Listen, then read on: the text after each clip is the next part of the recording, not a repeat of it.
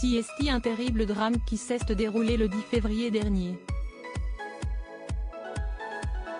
Pierre Palmade se trouvait au volant de sa voiture, en Seine-et-Marne lorsqu'il s'est déporté sur la voie de gauche, percutant de plein fouet un autre véhicule. L'humoriste a grièvement blessé une femme enceinte, qui a perdu son bébé par la suite, un homme ainsi que son fils, âgé de 6 ans, qui se trouve toujours dans le coma.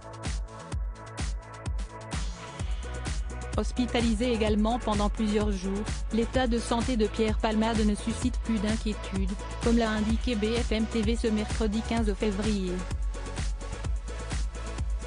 Les médecins ont donné leur accord afin qu'il soit interrogé par les enquêteurs concernant les circonstances de ce drame. Ainsi, il a été placé en garde à vue en début d'après-midi et il est précisé qu'il devra répondre à des questions jugées cruciales. A-t-il perdu le contrôle de sa voiture? Si oui, était-ce à cause de l'usage de cocaïne, à laquelle il a été testé positif? Peut-on d'abord lire? A-t-il été distrait par ses passagers, qui ont ensuite pris la fuite? Le véhicule a-t-il connu une panne technique? Un problème de moteur? Un pneu qui éclate? Est-il précisé?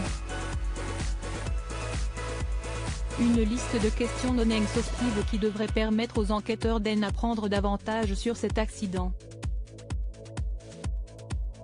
L'audition de Pierre Palmade est attendue par les enquêteurs mais aussi les proches des victimes.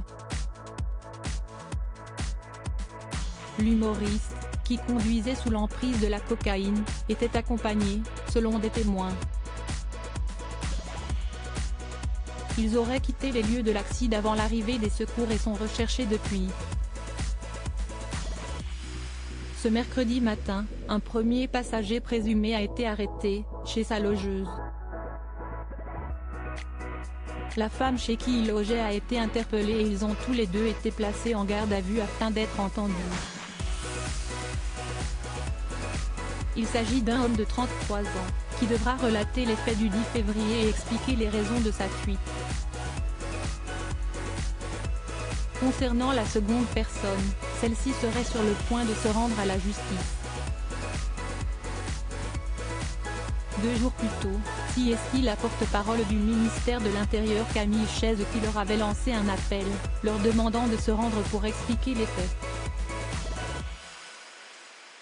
Tous deux sont des témoins clés de cet accident puisqu'ils pourraient apporter des réponses aux enquêteurs. Les auditions du passager présumé et celles de Pierre Palmade vont-elles permettre de découvrir ce qui est arrivé durant cette soirée? Pourquoi l'humoriste a-t-il pris la voiture sous l'emprise de stupéfiants? Pierre Palmade, l'humoriste a-t-il pris la parole sur cet accident? Depuis le 10 février dernier, Pierre Palmade était hospitalisé. Son pronostic vital était d'abord engagé mais l'état de santé de l'humoriste s'est rapidement amélioré. Ce mardi 14 février, sa sœur Hélène a affirmé avoir pu lui rendre visite et elle a relaté ses propos. « J'ai pu voir mon frère Pierre à l'hôpital », a-t-elle d'abord indiqué avant d'ajouter, « il se réveille peu à peu et réalise l'horreur de ce qui s'est passé, de ce qui l'a causé ». Concernant ce terrible accident, Hélène Palmade déclare que l'humoriste est catastrophé, il a honte. Elle précise ensuite que l'idée d'avoir détruit la vie de cette famille le dévaste. Pierre Palmade risque jusqu'à 10 ans de prison et Hélène Palmade déclare qu'il est prêt à assumer toutes les conséquences de ses actes avec la conscience terrible qu'il ne pourra jamais réparer le mal qu'il a fait.